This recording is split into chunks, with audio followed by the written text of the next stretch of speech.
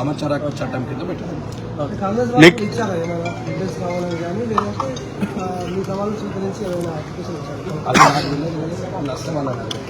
వాళ్ళు వస్తే వాళ్ళని అడిగారు.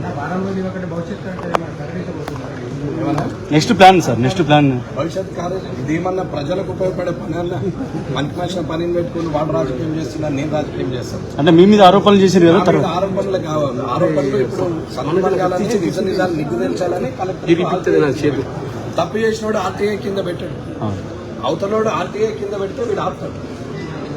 అర్థమైందా? తప్పు చేసినోడు ఆర్టీఐ కింద పెట్టాడు.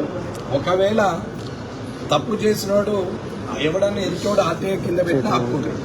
కానీ నేనే తప్పు చేసినాను అంటారు కాబట్టి నేనే ఆర్టీఐ కింద పెట్టా. ఇంతకన్నా సాక్ష్యం ఎప్పటిలాగా దానికి ఒక రూల్స్ అండ్ రెగ్యులేషన్ ఉంటాయి. 30 రోజుల లోపల ఇవ్వాలి. మాక్సిమం 30 రోజులు, వారంలో ఇవ్వచ్చు, 10 రోజులు ఇవ్వచ్చు, 30 days. మళ్ళీ ఆ రికార్డ్స్ తోటి మీడియా ముందు వస్తారు సార్. ఎందుకు కలెక్టర్ ఆర్డీఓ వాళ్ళు ఏం చేస్తారు, వాళ్ళే చూపెడతారు కదా. అన్యాక్రాంతం ఏం కాలేదు, ప్రతిదీ కూడా ఒక్క గజం కూడా ఏం కాలేదు, అన్ని కూడా అలొకేషన్ అయిందని లెటర్ తో సహా మీకు ప్రెస్ నోట్ రిలీజ్ చేస్తారు.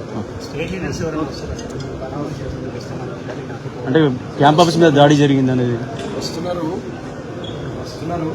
పోలీసులు ఎక్కడికక్కడ నాకాబందీ పెట్టి 2-3 రోజుల నుంచి ఆపుతున్నారు. ఎన్ని రోజులు ఆపినా ఎన్ని రోజులు ఆపుతారు, ఎన్ని కేసులు చేస్తారు.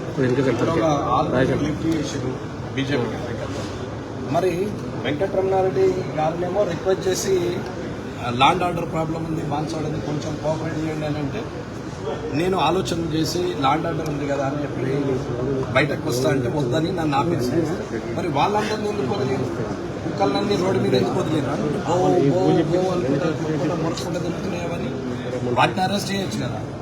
అంటే పోలీసులు ఏం చేస్తున్నారు అనేది అర్థం చేసుకోవాలి. ప్రాణభయం నాకు కాదు, వాళ్ళకు ఉంటుంది కదా. ప్రాణభయం అనేది వాళ్ళకు చూపెడతారు.